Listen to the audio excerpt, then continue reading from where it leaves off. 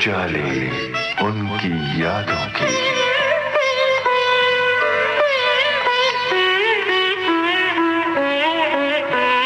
उजाले उनकी यादों के।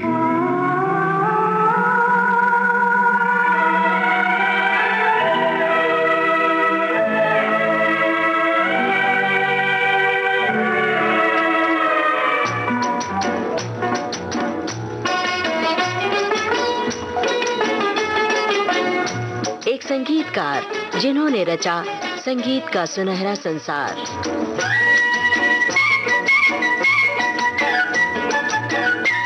एक ऐसे संगीतकार जिन्होंने अपने गानों के जरिए कई पीढ़ियों को सुरीला बनाया। नैन लड़ गई हैं, नैन लड़ गई हैं तो मनवा माँ कसक होई बेकरी। प्रेम का छुट्टी है पटाखा तो धमक होई बेकरी। नैन लड़ गई हैं तो मनवा माँ कसक होई बेकरी। एक ऐसे संगीतकार जिन्होंने अपने संगीत में राग रागिनियों का अद्भुत प्रयोग किया। मृदंग बाजे तिरकिट धूम ताता। मृदंग बाजे तिरकिट धूम ताता। नाचत झूम झूम ताथई ताथई ताता। झूम झूम चनना झूम झूम चनना। क्रांता क्रांता क्रांता धा धा मधुबन में राधिका नाचे रे। वो संगीतकार हैं नौशाद अली। संगीतकार नौशाद के सुपुत्र रहमान नौशाद अली आज विविध भारती के स्टूडियो में मौजूद हैं।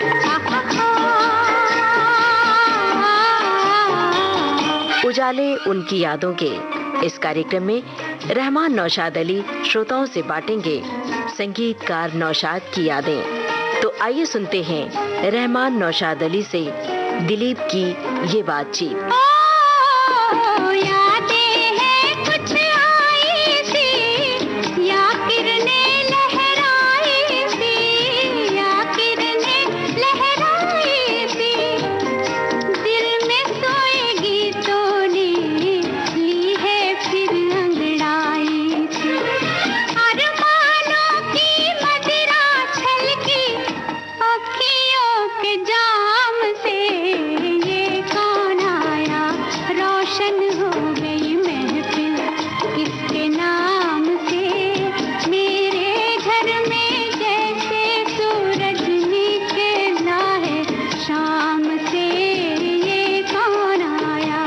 नौशाद साहब को कौन नहीं जानता। जो उन्होंने संगीत दिया भारतीय फिल्म संगीत को, खासतौर से शास्त्रीय संगीत के सुर जो फिल्म संगीत को दिए, वो हमें हमेशा याद रहेंगे। 1942 से लेकर 1960 तक खासतौर से वो टॉप कंपोजर्स में थे। और आज हम अगर बात करें तो उनके सुपुत्र रहमान नौशाद साहब हमारे बीच हैं। नमस्कार, स्वागत है आपका स्टूडियोज में। बहुत बहुत शुक्रिया। और हम ऑल इंडिया रेडियो विविध भारती के शुक्रगुजार हैं कि हमें मौका दिया कि अपने वालिद नौशाद साहब के बारे में कुछ बता सकें। आपके वालिद साहब, उनका इतना नाम रहा, जाहिर सी बात है आपने भी उससे बहुत कुछ लिया होगा, बहुत कुछ सीखा होगा। तो ये आप बताइए कि नौशाद साहब अगर कॉम्पोजर थे, संगीत से इतने जुड़े थे, तो बचपन में आपको उनके संगीत से तालीम या उनके संगीत का कुछ हिस्सा लेने के लिए आप अपने पिताजी से कहाँ तक मुतासिर हुए? उनसे कैसे बचपन से ही आपको भी इंटरेस्ट आ गया था संगीत में? अभी नौशाद साहब के बारे में हम कुछ बताना चाहते हैं। जी जी। हमारे जो दादा थे वाहिद अली साहब जी, वो बहुत ही कट्टर मिजाज के थे, बहुत सख्त मिजाज के थे। अंग्रेजों के कोर्ट में मुंशी हुआ करते थे। और मौसीकी से वो चिढ़ थी उनको। वो बोलते थे ये सब सस्ता काम है। हाँ। कभी पसंद नहीं करते थे। और उनको पता ही नहीं था कि नौशाद साहब एक दिन इतना नाम करेंगे इसी संगीत में। और हुआ क्या कि Naushad sahab was very much attached to his मामू। अब हम ये बता रहे हैं कि नौशाद साहब के ख़ानदान में दूर दूर तक किसी को संगीत का कोई ज्ञान नहीं था, मालूमात नहीं थी। हाँ। शौक़ भी नहीं था। तो मामू जो थे उनके बहुत अटैच थे। तो आपको इल्म होगा, बाराबंकी वहाँ पे एक मकाम है, वहाँ बड़ी दरगाह है देवा शरीफ। तो हर साल सालाना उर्स होता था। तो नौशाद साहब को उंगली पकड़ के मामू वहाँ ले जाया करते थे। इक्के तांगे में उस वक्त ये चलते थे। और वहाँ पे शेयरिंग खेमे होते थे, टेंट लगते थे, हज़ारों आदमी आता था, 10 दिन का मेला लगता था, उर्स होता था जी। और वहाँ पे कव्वालियों की चौकी लगती थी। मगर मामू ने इंस्ट्रक्शन दे दिया था नौशाद साहब बच्चे थे, 13-14 बरस के, 12-13 बरस की उम्र होगी, कि देखो नौशाद, ये मेला है, यहाँ पे लोग मिलते हैं और बिछड़ जाते हैं, तो इसलिए तुम्हारे माँ बाप से इजाज़त लेके मैं आया हूँ, तो मेहरबानी करके तुम हमारा हाथ मत छोड़ना, वरना तुमको ढूंढते ढूंढते मैं थक जाऊंगा और तुम्हारे वालिदैन को मैं क्या जवाब दूंगा, तो उंगली मत छोड़ना मेरे। लेके गए, वो घुमाते रहे मेला, खिलाते पिलाते रहे।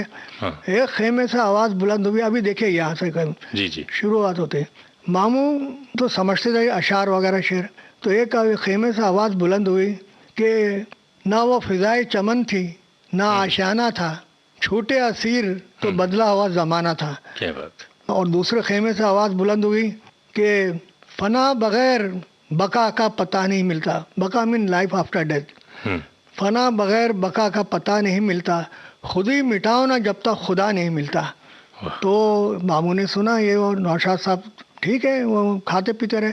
लेकिन जब रात हुई, अब ये आ रहा है न्यूक्लियस म्यूज़िक का, जहाँ नौशाद साहब के दिलो दिमाग में जो बैठा। हाँ।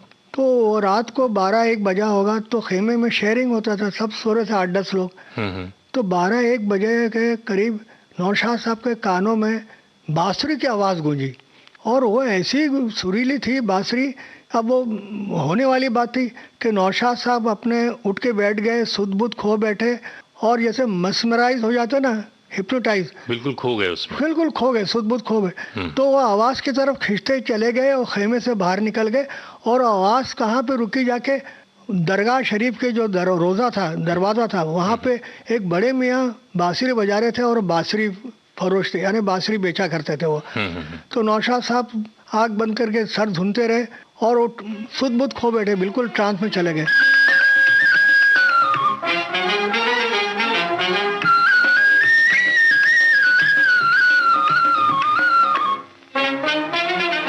मुरली वाले मुरली बजा, सुन सुन मुरली को नाचे जिया।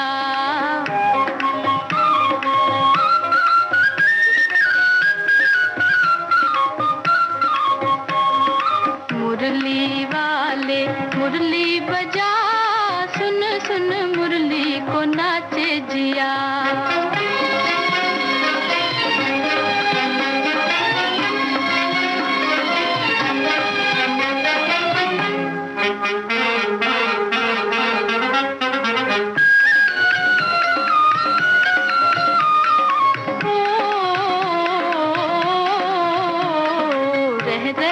आज मेरा डोले है मन हो, रह रह के आज मेरा डोले है मन हो, डोले है मन। जाने ना प्रीत मेरे भोले सजन हो, जाने ना प्रीत मेरे भोले सजन, मेरे भोले सजन। कैसे छुपाऊं हाय दिल की लगन, हाय दिल की लगन। कैसे छुपाऊं हाय दिल की लगन, हाय दिल की लगन। मौसम प्यारा ठंडी हवा, दिल मिल जाए वो जादू जगा। मुरली वाले मुरली बजा, सुन सुन मुरली को नाचे जिया।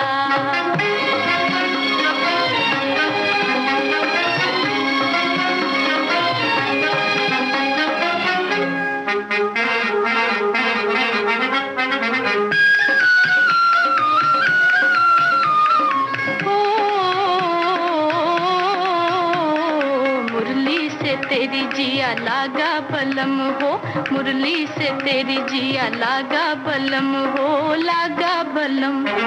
आँखों में तू है नहीं अब कोई गम हो, आँखों में तू है नहीं अब कोई गम, नहीं अब कोई गम। ओ बंसी वाले तुझे मेरी कसम, तुझे मेरी कसम। ओ बंसी वाले तुझे मेरी कसम, तुझे मेरी कसम। आज सुना दे वो धुन जरा, रुम झुम सावन की बरसे घटा। मुरली वाले मुरली बजा, सुन सुन मुरली को नाचे जिया। और वो ट्रांस कब टूटा, जब थप्पड़ पड़ा जोर से, तो मामू ने कान खींचा और कहा, इसीलिए तुझको नहीं लाता हूँ मेले में, चल अभी। कहा था, मना किया था कि ये मेरे बगैर अकेले मत जाना। ये तो मामू की चिंता थी कि हाँ, उन्होंने पहले ही बताया था हाँ, कि भाई खो जाएगा तो क्या जवाब देंगे मामा। चलो चल सुबह ही हम लोग पैकअप करते हैं, वापस जाते हैं। चले वो वापस आ गए लखनऊ। और फिर नौशाद साहब का जब सोते थे तो उनका दिलो दिमाग नहीं लगता था पढ़ाई में।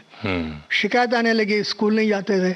और वो क्या करते थे, जब मालूम होता था उनको यहाँ पे महफिल हो रही है, उस्ताद और पंडित आ रहे हैं, तो वो दाखिला तो मिलता नहीं था, तो वो दरवाजे पे बैठ के जूते और पहनाते थे उस्ताद और पंडित को, इसी बहाने सुनने को मिल जाता। और फिर वह लाटू शोट, आप तो जानते होंगे लाटू शोट लखनऊ में एक कमर्शियल प्लेस है। जी। तो वहाँ पे गुरबत अली खान साहब थे, उस्ताद गुरबत अली खान, उनका एक शोरूम था, यानी वो म्यूजिकल इंस्ट्रूमेंट बेचा करते थे जी। तो नौशाद साहब जब वहाँ से गुजरते थे तो हारमोनियम सितार को ताका करते थे और दूसरे म्यूजिकल इंस्ट्रूमेंट को।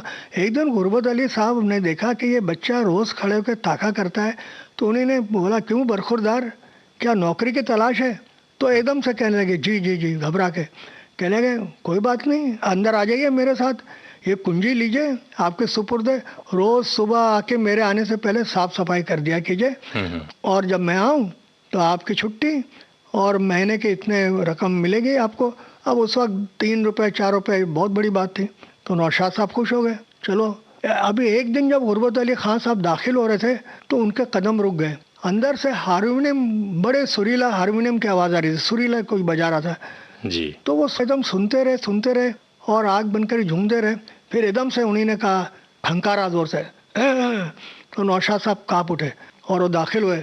तो बरखुरदार, ये साफ सफाई होती है यार, आपको किसने इजाज़त दी कि मेरे म्यूजिकल इंस्ट्रूमेंट को हाथ लगाए? ये सब बिकाऊ है, आपने किसकी इजाज़त से हाथ लगाया? तो कहने लगे हुजूर गलती हो गई, माफ़ी चाहता हूँ, माज़रत चाहता हूँ, माफ़ कर दीजिए।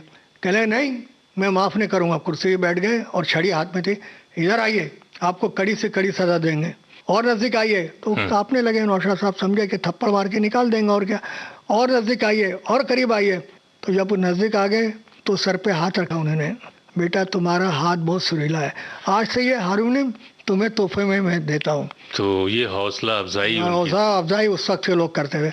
फिर उनके कुछ दोस्त थे उस्ताद, जैसे उस्ताद यूसुफ अली खान, तो उनसे कहा भाई दोस्त है कि ये बच्चे को म्यूज़िक का बड़ा, मौसीकी से बड़ा लगाव है, ज़रा सितार की तालीम दो। और एक उस्ताद बब्बन थे, उनसे कहा कि हारमोनियम की तालीम दो, ये बच्चे को बहुत यानी शौक़ है। और एक उस्ताद अमीनाबाद में एक थिएटर हुआ करता था, साइलेंट एरा था, साइलेंट फिल्में चला करती थी, रॉयल सिनेमा, बाद में मेरा टॉकीज हो गया, अब तो रहा भी कि नहीं पता नहीं। तो नौशाद साहब को मालूम हुआ कि वहाँ साइलेंट फिल्में चलती हैं। उस्ताद लड्डन साहब, वो जो मालिक था थिएटर का, वो क्या करता था, साइलेंट फिल्में होती थी ना, तो मेन शो से पहले उस्ताद लड्डन साहब को बुलाता था, स्क्रीन के पीछे बिठाते थे और म्यूजिशियन उनके साथ होते थे, एक तबला, हारमोनियम, सारंगी वगैरह वगैरह, सितार। वो कहते थे उस्ताद आप ये फिल्म देखिए साइलेंट, और जहाँ रोमांटिक सीन आए तो आप कंपोज करके बजाइए, सितार बजाइए, और फाइटिंग सीन हो तो आप उसके वैसे ही कंपोज कीजिए, वैसे ही माहौल बनाइए ताकि साइलेंट नहीं लगे, कुछ तो हो पब्लिक को। तो वो कंपोज करते थे और नौशाद साहब कोने में बैठ के देखा करते थे। वहाँ से नौशाद साहब को बैकग्राउंड म्यूजिक का गुण मिला उस्ताद लड्डन साहब से, और आई एज अ सन। हालांकि नौशाद साहब कभी नहीं कहते थे कि दुनिया कहती थी कि नौशाद साहब मौसीकार आज़म है, यानी एम्परर ऑफ म्यूजिक, लोग कहते हैं, आज भी कहते हैं। और हमें खुशी हुई कि जब दाखिल हुए नौशाद साहब का पोर्ट्रेट लगा हुआ था यहाँ विविध भारती में। जी। तो बहरहाल उन्होंने जब वो कहा कि देखिए बेटा तुम इतने दूर क्यों बैठते हो, तुम्हें शौक है तो नज़दीक आ जाओ। मेरे उस्ताद लड्डन साहब ने कहा नज़दीक आ जाओ, फिर घबराते घबराते नज़दीक गए और कहा, फिर 1-2-3 दिन हुए, कहा ये सीन तुमने देखा, इसको तुम ये हारमोनियम लो बेटा, तो कुछ कंपोज करो। तो नौशाद साहब ने डरते डरते कुछ कंपोज किया, तो उस्ताद ने पसंद किया, पीठ ठोकी, कहले बहुत अच्छा तुमने किया पीस। तो वहाँ से अच्छा, अब दादा घर पे नहीं होते, कचहरी में होते थे, तो स्कूल नहीं जाते थे, वो हारमोनियम के रियाज करते थे घर में। साज हो तुम, आवाज हूँ मैं, तुम बीना हो मैं हूँ तार। साज हो तुम, आवाज हूँ मैं, तुम बीना हो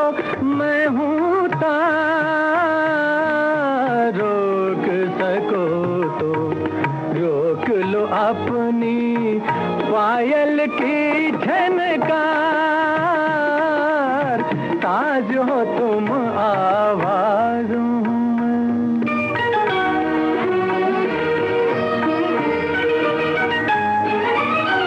मेरे गीत को गीत न समझो, प्यार की है ये सरगम। मेरे राग के हर एक सुर में घुंघरू बोले चम चम। प्रीत किले पर झूम के नाचो, अब न करो इनकार हो, अब न करो इनकार। रोक सको तो रोक लो अपनी पायल की झनकार, ताज हो तुम आवाज़ों में।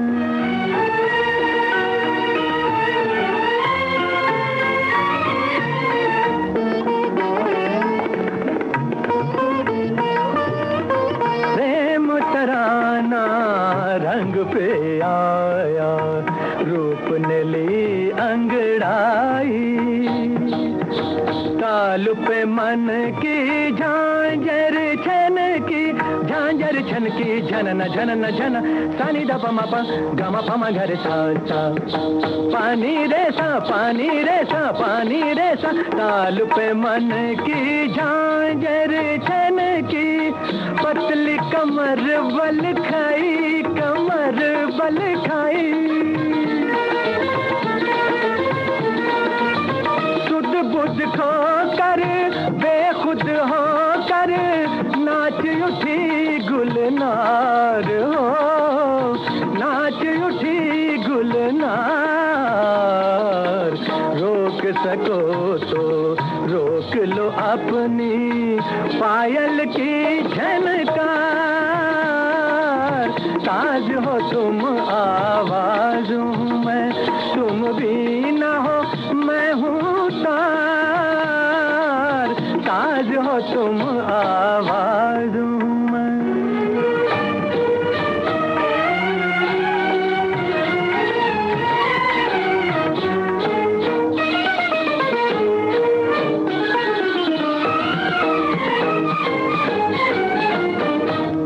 तन मन झूमे गगन को चूमे, प्रीत हुई मतवाली, प्रीत हुई मतवाली। आज मिला जीवन से जीवन, प्यार ने मंजिल पाली। दिल की बाजी जीत के मैंने जीत लिया संसार हो, जीत लिया संसार। रोक सको तो रोक लो अपनी पायल की झनकार, ताज हो तुम आवाज़ों में।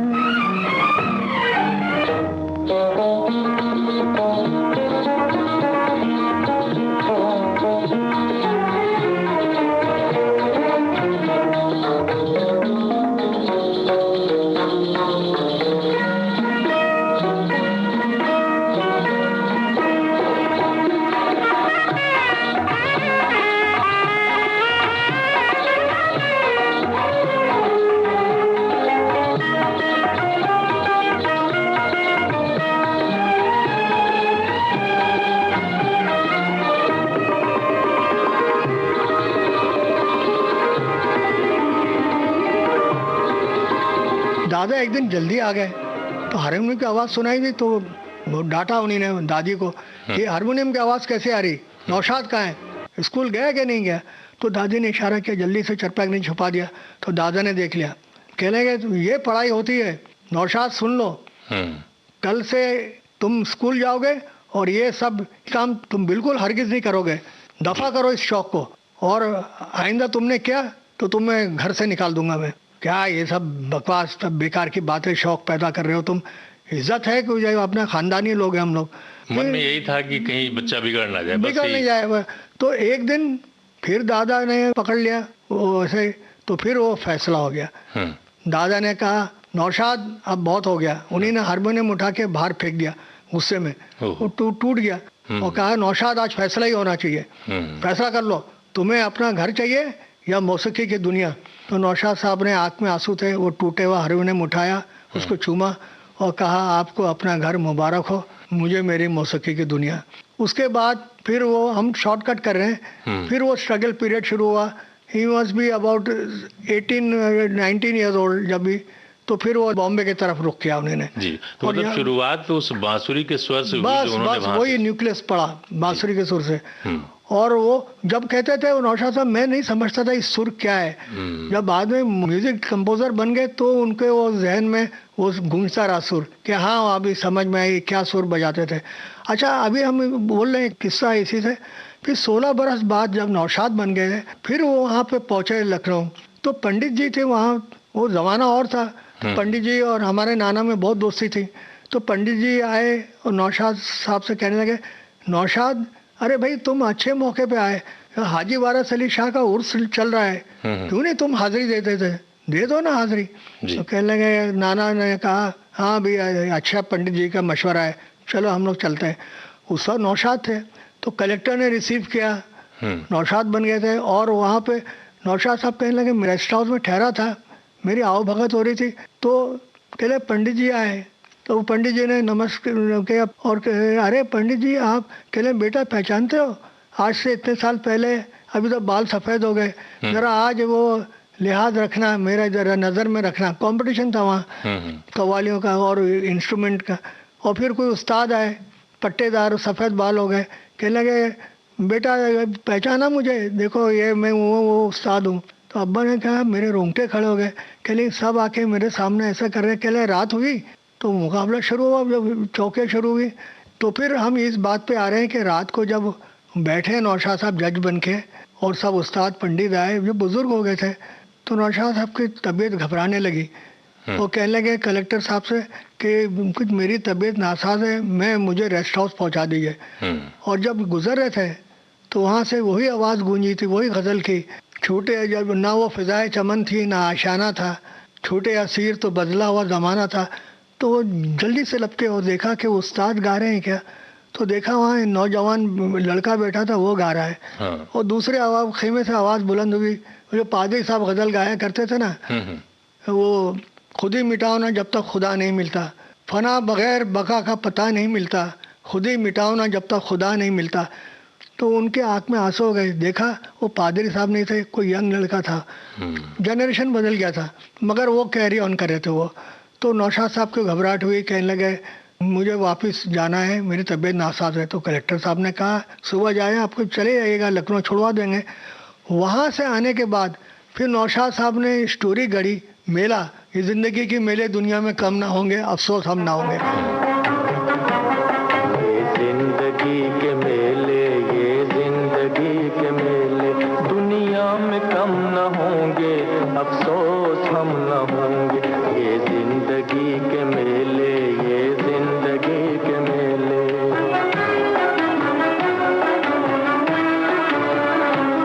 दुनिया है मौज दरिया, कतरे की जिंदगी क्या, दुनिया है मौज दरिया, कतरे की जिंदगी क्या।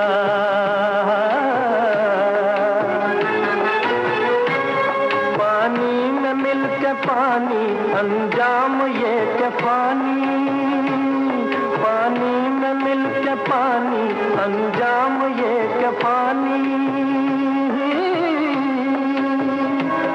दम भर को सांस ले ले, दम भर को सांस ले ले, ये जिंदगी के मेले दुनिया में कम न होंगे, अफसोस हम न होंगे।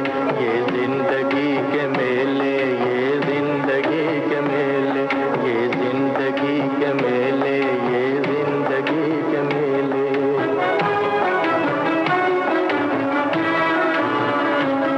होंगी यही बहारें, उल्फत की यादगारें, होंगी यही बहारें, उल्फत की यादगारें।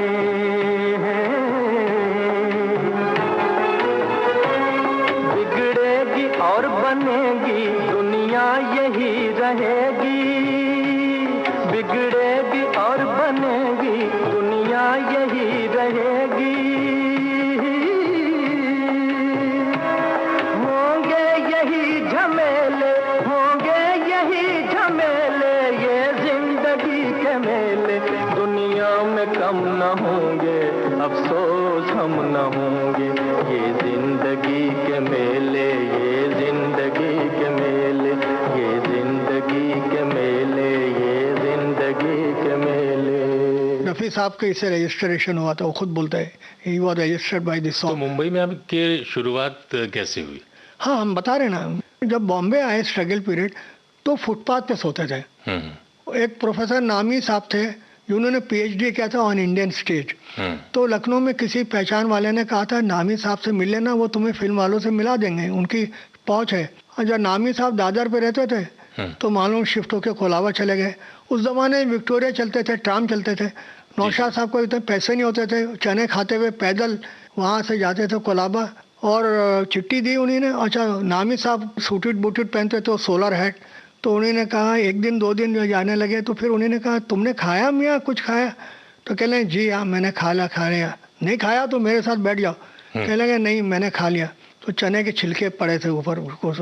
कह लेंगे तुमने क्या खाया, इधर आओ। निकाला। कह लेंगे तुम हमसे झूठ बोल रहे? कि नहीं मैंने नामी साहब खा लिया। कह लगे तुम पैदल रोज आते हो, कैसे आते हो? कि मैंने टहलने का शौक है। ऐसा पैसे तो होते नहीं थे, जो बचते थे चने वाने खा लेते थे।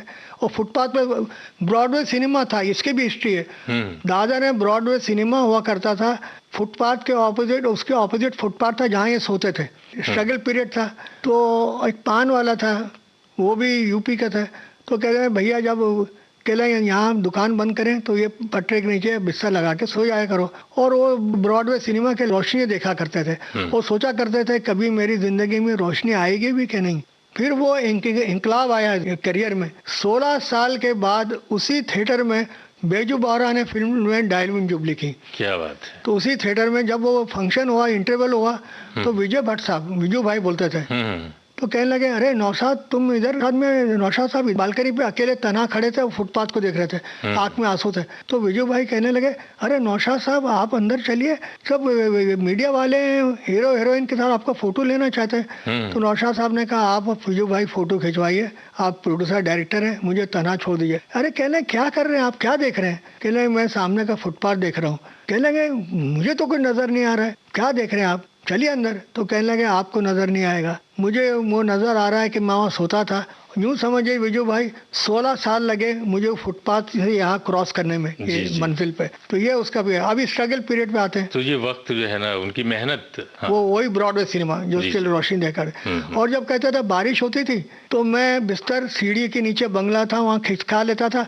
और उस वक्त की एक बड़ी हीरोइन लीला चिटनिस जी, वो मेरे सर के ऊपर से सीढ़ी से जाती थी। जब तक उनको मालूम नहीं था कि ये नौशाद बनेगा क्या बनेगा। तो बहरहाल जब बाद में काम किया साथ में तो उन्होंने राज खोला कि भाई आप जाती थी ऊपर से, आपका तो बड़ा दबदबा था उस वक्त। जब बॉम्बे आए तो उनको पहले पियानो का एज ए पियानिस्ट जॉब मिला, 40 रुपए माहवार। तो पियानो भी उन्होंने सीख लिया था? वो हारमोनियम पियानो भी सीखा था, उनको शौक था तो सीखते गए। वो बैकग्राउंड म्यूजिक सारा पियानो पे कंपोज करते थे।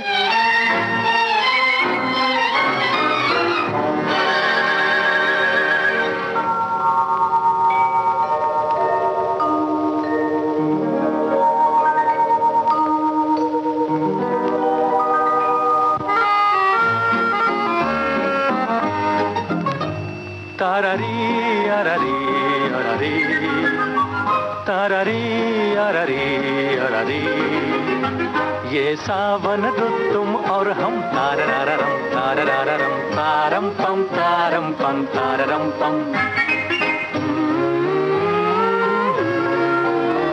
तारारी अरारी अरारी, तारारी अरारी अरारी, दिल नाचे रिम छम छम छम, तारारारम तारारारम तारम पम तारम पम।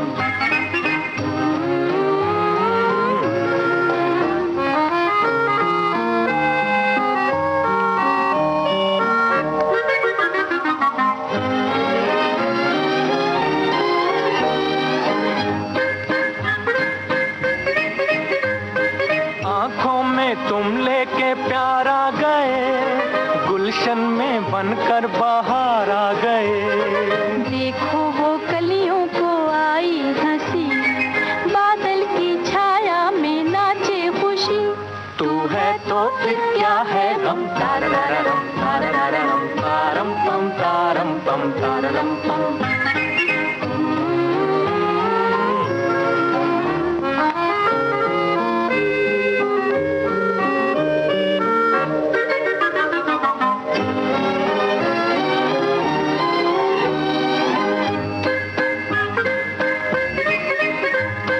कहता है दिल मेरा चलिए वहाँ, हर दिन हो सावन ही सावन जहाँ। हम तुम हो रिम झिम का एक साज हो, बस तेरी और मेरी आवाज हो। गाएं मिल मिल के हर दम, तारररम तारररम तारम पम तारम पम। ताररी अररी अररी।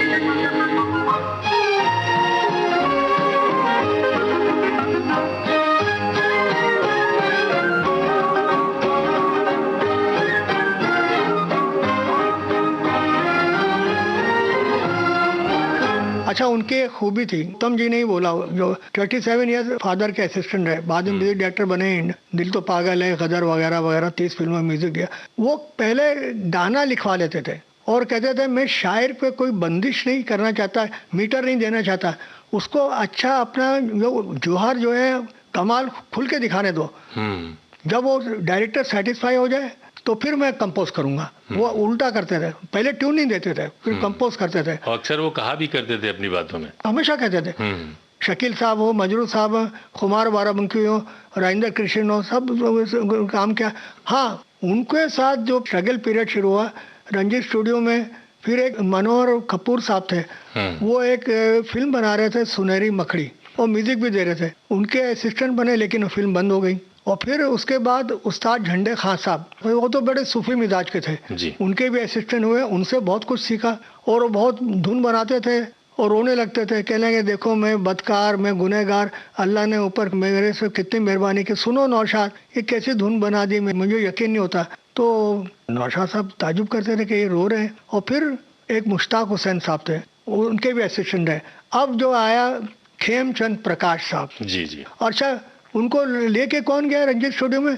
डीएन मधोक साहब, जो अपने वक्त के बड़े डिक्टेटर थे, यानी डिक्टेटर कैसे, screenplay, dialogue, lyrics, story भी लिखते थे। और लोग उनके प्रोड्यूसर उनके हाथ जोड़ के पैर छूते थे, अरे मधोक साहब मैं अगली फिल्म शुरू कर रहा हूँ, हाँ हाँ ठीक है मैं आ जाऊँगा। और डिक्टेट करते थे फ़ोन पे, लिख लो गाना। तो जब नौशाद साहब को लेके गए, कहने लगे अभी सब जब बंद हो गया, प्रकाश साहब थे म्यूजिक डायरेक्टर, उनका भी काम, पिक्चर खत्म हो गई। तो फिर पीर जी बोलते थे प्यार से, पीर जी घबरा मत, उनको तांगे का वो लिखने का शौक था, वो लिखते भी आते थे, और डायलॉग और शायरी। कह रहे नौशाद तुम तो लखनऊ के हो, ये जरा ये बड़ा मिसरा बड़ा। तो नौशाद साहब मदद करते थे, कभी कहना हाँ ये बात हो गई। और एक वक्त एक वाक़या है कि सुबह जब आँख खुली तो घोड़ा गाड़ी अस्तबल में था। वो तो कहने लगे हैं ये कहाँ पहुँच गए? तो घोड़ा गाड़ी वाला जो था वो चाय बना रहा था, तो ये मधोक साहब से कहने लगे अरे यार कहाँ ले आए हमको? कहने साहब लगता है आप लोग का घर बार नहीं है। अरे कुलाबा से वापस चलो, दादर वापस चलो, ये जानवर है मर जाएगा भूखा प्यासा। तो मैंने यहाँ खोल दिया गाड़ी में। तो कह रहा अच्छा चाय पिलाओ। और जितने पैसे होते थे मधोक साहब बड़े दिल वाले थे, अगर उस वक्त अगर 2 रुपये होते थे तो 15-20 रुपये दे देते थे, यहाँ का खुश रहो। तो Madhok sahab was responsible to give him first break. वो एक भावनानी प्रोडक्शन थे, भावनानी सेट, तो उनके वहाँ लेके गए, कहने लगे आओ नौशाद मेरे साथ चलो, पीर जी मेरे साथ चलो। गए वहाँ पे तो कहने लगे अरे वो पैर छूने लगे भावनानी सेठ, अरे मधोक साहब अच्छे वक्त आए, मैं दूसरी फिल्म शुरू करने वाला हूँ। सेठ मैं तुम्हारे डायलॉग भी लिखूंगा, कहानी भी लिखूंगा, गाने भी लिखूंगा, सब कुछ लिखूंगा, स्क्रीन प्ले भी लिखूंगा, लेकिन मेरी एक शर्त है। वो क्या? ये लड़के को म्यूजिक का चांस दो, म्यूजिक डायरेक्टर का। तो उनके सामने तो हाँ कर दिया, फिर अलग ले जाके कोने में कहने लगा ये लड़का है, कमसिन है, अभी तजुर्बा नहीं है, 2-3 फिल्में असिस्टेंट बनाएंगे, उसके बाद फिर ब्रेक दे देंगे इंडिपेंडेंट। तो मधोक साहब उठ के खड़े हो गए, कहने लगा सेठ मैं जोरी हूँ, मैं परखना जानता हूँ। उनको कॉन्फिडेंस नहीं, मेरे स्टोरी, स्क्रीन प्ले, डायलॉग और गानों के पैसे सब गिरवी रखो, लेकिन शर्त यह है मैं काम करूंगा, इस लड़के को म्यूजिक का ब्रेक दो। तो फिर वो माना और पहली फिल्म थी उनकी प्रेम नगर। तो मधोक साहब के साथ 8 फिल्में की उन्हें, फिर कारदार प्रोडक्शन में लेके गए। कारदार प्रोडक्शन में फिर 1940 में पहला ब्रेक मिला और 1943 में फिर वो विजय भट्ट साहब के वहाँ प्रकाश पिक्चर लेके गए। पहले एक फिल्म एक की माला और फिल्म, और तीसरी फिल्म उनकी जो सेशन मास्टर थी वो सिल्वर जुबली मनाई उसने, तीसरी फिल्म 43 में। और फिर एक ब्लॉकबस्टर आई जो आप चौंकेंगे, आपको मालूम होगा, रतन फिल्म। रतन ब्लॉकबस्टर थे, मधोक साहब के गाने थे, अखियां मिला के जया वर्मा के। अखियां मिला के जिया भरमा के चले नहीं जाना, ओ चले नहीं जाना, ओ चले नहीं जाना। अखियां मिला के जिया भरमा के चले नहीं जाना, ओ चले नहीं जाना, ओ चले नहीं जाना।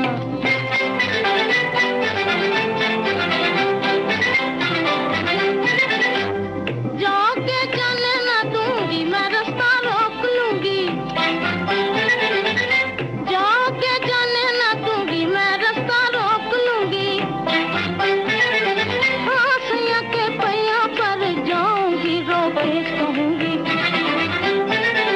हाँ सैया के पैया पर जाऊंगी रोके कहूंगी। अखियां मिला के जिया भरमा के चले नहीं जाना, ओ चले नहीं जाना, ओ चले नहीं जाना।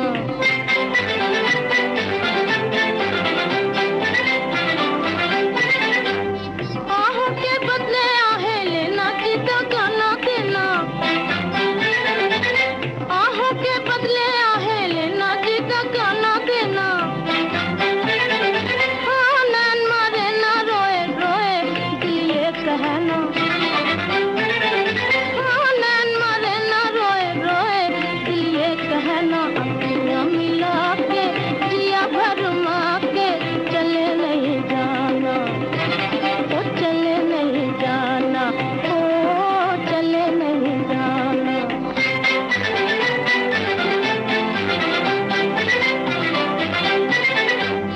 जाने का नाम न लो राजा जी दिल बैठा जाए, जाने का नाम न लो राजा जी दिल बैठा जाए। हाँ देखो जी देखो दुखी दिल की परे ना पाए, हाँ देखो जी देखो दुखी दिल की परे ना पाए। अखियां मिला के जिया भरमा के चले नहीं जाना, ओ चले नहीं जाना, ओ चले नहीं जाना। नौशाद साहब का नाम हो गया था। और फिर दादी ने खत लिखा, अब नौशाद तुम इस लायक हो गए, अब तुम्हारी शादी के बारे में सोचो, करना है। तो नौशाद साहब बहुत इज्जत करते थे दादी के, बहुत लाडले से। कहने लगे जैसे आप बोले अम्मा। तो कहने लगे देखो एक रिश्ता लगाया है मैंने, लेकिन मैंने झूठ बोला है, तुम्हें निभाना पड़ेगा। कहने लगे लड़का आपका क्या करता है बम्बई में? तो मैंने झूठ बोला कि दर्जी की दुकान है। कहने लगे अगर मैं असल बात हो रही तो वो लोग सब सूफियाना मिजाज है, तो ससुर और ससुराल वाले, तो वो रिश्ता तोड़ देंगे। अब जब शादी हो रही है, नौशाद साहब गए तो दादी ने कहा देखो तुमको याद है ना? तो दादा चुप बैठे रहे। कहने लगे कब तक तुम झूठ बोलती रहोगी?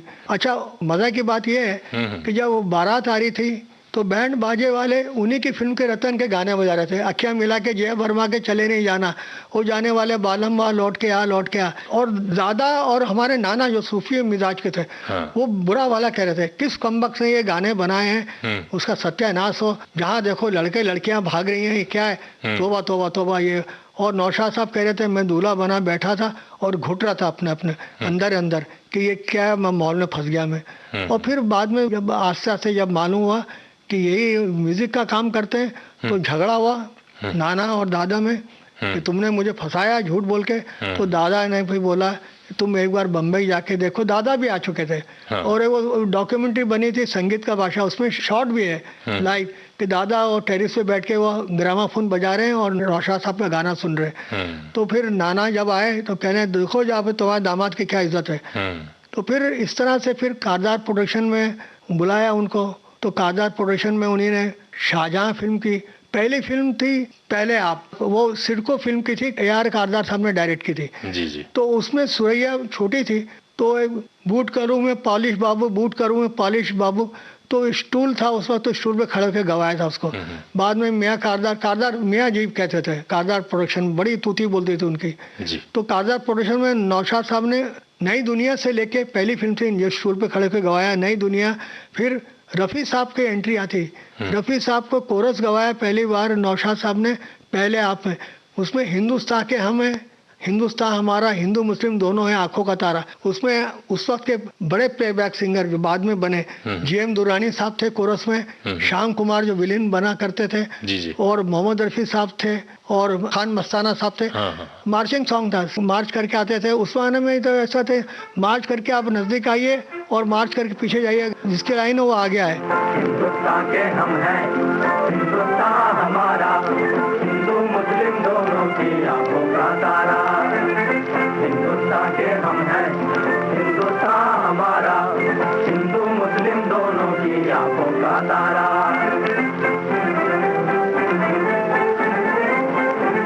जहाँ हरी खेतियाँ झूम रही हैं, झूम रही हैं, झूठे जननी को झूम रही हैं, झूम रही हैं। जहाँ हरी खेतियाँ झूम रही हैं, झूम रही हैं, झूठे जननी को झूम रही हैं, झूम रही हैं। सब जग से ऊंचा, सब जग से न्यारा, सब जग से ऊंचा, सब जग से न्यारा। गंगा जमुना बहे जहाँ वो पार प्यारा। हिंदुस्तान के हम हैं, हिंदुस्तान हमारा, हिंदू मुस्लिम दोनों की आंखों का तारा।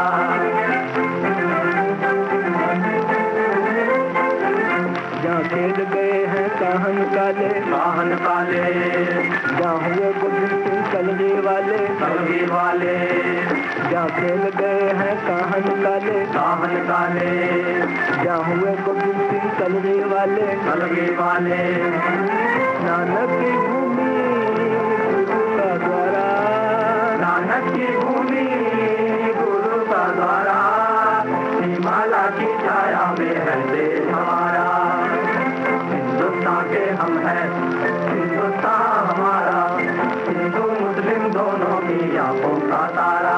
गाना खत्म हुआ तो फिर बहरहाल रफ़ी साहब को हिम्मत बढ़ाई। फिर रफ़ी साहब के भाई ने बोला कि नौशाद साहब आप शाहजहां फिल्म बना रहे हैं, आजकल का तो टॉप सिंगिंग स्टार तो सैगल साहब हैं, मेरी एक दरख्वास्त है, अगर मेरे भाई को, रफ़ी साहब बहुत फरिश्ता सिर्फ और बहुत सीधे थे, कम बोलते थे, आस्ते बोलते थे। हम लोग को ताजुब होता था गाना ये थे रोमांटिक कैसे गाते ऊंची आवाज में, बहुत आस्ते बोलते थे। तो उन्होंने कहा कि हमारे भाई को अगर आप सैगल के साथ में मोन्टाज गाना है, कोरस में एक लाइन भी दे दे तो जिंदगी भर फख्र करेंगे कि तब हमने सैगल के साथ गाना गाया। तो उसमें एक लाइन है, रूही रूही रूही मेरे सपनों की रानी। तो एक वो आखिर में रफ़ी साहब की लाइन रजिस्टर होती है, एक फकीर आता है, सब वो गाते हुए चला आ रहा है। चुप हो तो उदासी डसती है, हंस दे तो खुदाई हंसती है। चुप हो तो उदासी डसती है, हंस दे तो खुदाई हंसती है। बोले तो फिजा नुरानी, बोले तो फिजा नुरानी, सपनों की रानी, मेरे सपनों की रानी। रोही रोही रोही रोही रोही रोही मेरे सपनों की रानी, मेरे सपनों की रानी। रूही रूही रूही रूही रूही रूही मेरे सपनों की रानी। तो बहरहाल उसके बाद 19 फिल्म की कारदार प्रोडक्शन में, जिसमें दुलारी का गाना मशहूर है। इसमें भी एक किस्सा है, सुरैया हीरोइन थी, सिंगिंग स्टार बन चुकी थी, और शाम हीरो था। शाम जो उस वक्त के टॉप हीरो थे, बहुत हैंडसम हीरो थे। चाइना क्रीक में उनकी डेथ हुई थी शबिस्तान की शूटिंग में घोड़े से गिर के, तो मगर इसमें हीरो थे। और उस वक्त का रिवाज था कि हीरो से गवाते थे, जैसे करण दीवान से रतन में गाना गवाया, जब तुम ही चले परदेस लगा कर ठेस। नूर मोहम्मद चाली से गवाया संजोग में, पलाट तेरा ध्यान किधर है, तू मेरा चांद मैं तेरे चांदनी, दिल का लगाना कोई दिल लगी कोई दिल लगी, मशहूर गाना है। तू मेरा चांद मैं तेरी चांदनी, मैं मैं तेरा राग तू मेरी रागनी, तू मेरा चांद मैं तेरी चांदनी, मैं तेरा राग तू मेरी रागनी हो।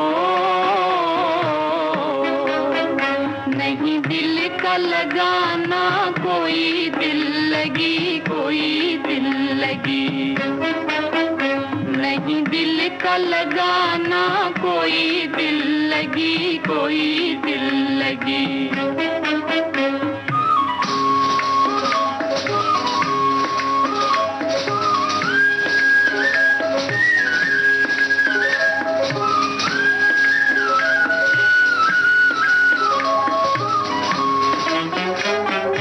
साथ ही जीना साथ ही मरना उल्फत की है रीत, हाँ उल्फत की है रीत।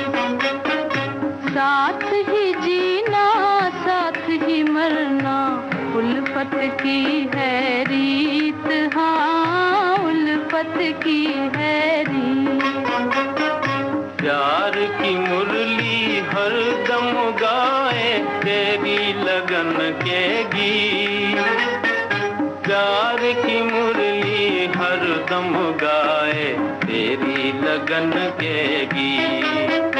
मैं तेरा राग तू मेरी रागनी, तू मेरा चांद मैं तेरी चांदनी हो। नहीं दिल का लगाना कोई दिल लगी, कोई दिल लगी। तो नौशाद साहब ने त्रिकोण संगम किया। उसमें जो हीरो का नाम श्याम था और जो उसमें विलेन थे वो लगाते थे श्याम कुमार लगाते थे। वो बॉडी बिल्डर थे और कारदार प्रोडक्शन में विलेन का काम करते थे, बॉडी बिल्डर थे। नौशाद साहब ने उनकी वॉइस ली playback singer as a for hero Shyam. और उसमें एक गाना और है, ये जालिम जमाना मुझको तुझसे छुड़ा रहा है, तो वो भी श्याम कुमार ने से गवाया जो विलेन थे। जालिम जमाना मुझको तुमसे छुड़ा रहा है, ए जालिम जमाना मुझको तुमसे छुड़ा रहा है।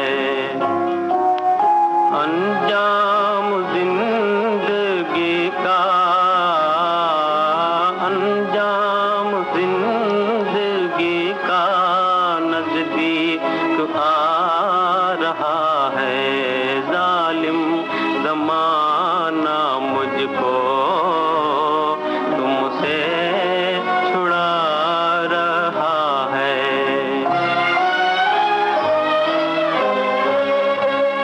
बीते दिनों के नगमे दिल आज गा रहा है। दुनिया में जैसे अपनी,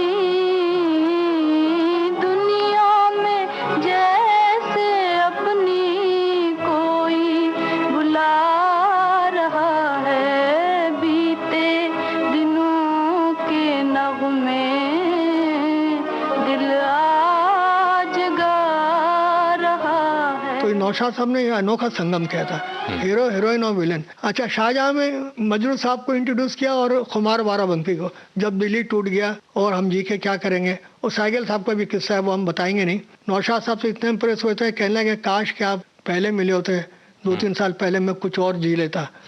और जब उनकी डेथ हुई तो उन्होंने वसीयत की थी कि शमशान तक ले जाते वक्त ये गाना बजाते हुए जाना चाहिए, जब दिल्ली टूट गया हम जी के क्या करेंगे। तो उनके घर वालों ने उनकी आरजू पूरी की, वो ग्रामाफोन रख के सर पे और शमशान तक लेके गए। हाँ, तो अब बहरहाल फिर दुलारी जिसका गाना मशहूर है, सुहानी रात ढल चुकी, न जाने तुम कब आओगे। और फिर टुनटुन को ब्रेक दिया, उमा देवी अफसाना लिख रही हूँ फिल्म दर्द में। अफसाना लिख रही हूँ, अफसाना लिख रही हूँ, दिले बेकरार का, आंखों में रंगों भर के तेरे इंतजार का। अफसाना लिख रही हूँ।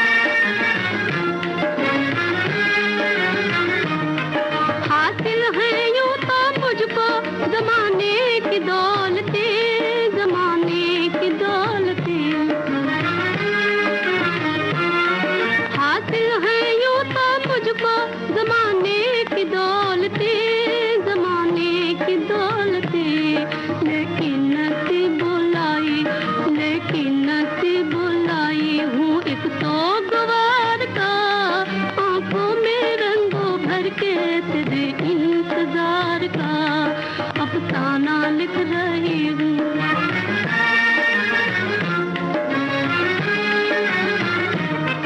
आजा के अब तो आँख में आंसू भी आ गए, आंसू भी आ गए। आजा के अब तो आँख में आंसू भी आ गए, आंसू भी आ गए। सागर छलक उठा, सागर छलक उठा मेरे सब्रो करार का। आंखों में रंगों भर के तेरे इंतजार का अफसाना लिख रही हूँ, अफसाना लिख रही हूँ। दिले बेकरार का आंखों में रंगों भर के तेरे इंतजार का। और शकील बदायूनी को भी पहला ब्रेक दिया दर्द में, और फिर शकील बदायूनी साहब ने तो 30 साल काम किया नौशाद साहब के साथ, 30 फिल्मों में गाने लिखे भाइयों की तरह से। मजरूर साहब ने फिर शाहजहां के बाद अंदाज में लिखा, फिर मजरूर साहब कुछ वजह से लाइन से हट गए थे तो शकील साहब का साथ चलता रहा। और फिर महबूब खान साहब की एंट्री हुई। महबूब साहब ने अनमोल घड़ी 47 में फिल्म बनी ही थी, तो नौशाद साहब को लोन मांगा था महबूब साहब ने कारदार प्रोडक्शन से। तो स्क्रीन पे आता है म्यूजिक नौशाद कटी से कारदार प्रोडक्शन अनमोल घड़ी में।